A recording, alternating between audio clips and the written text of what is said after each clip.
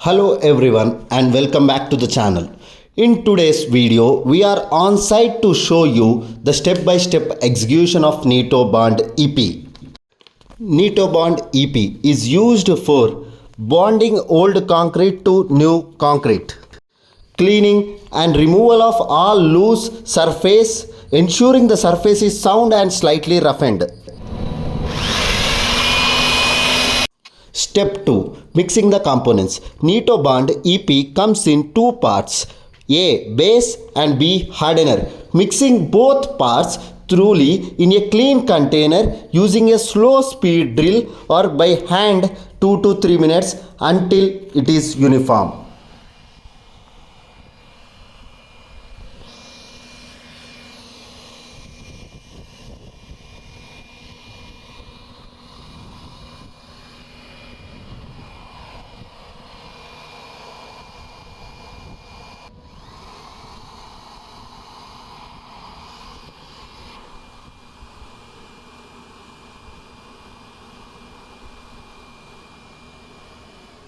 Step 3. Application of bonding agent. Apply mixed Nitobond EP uniformly on the prepared surface using a brush or roller.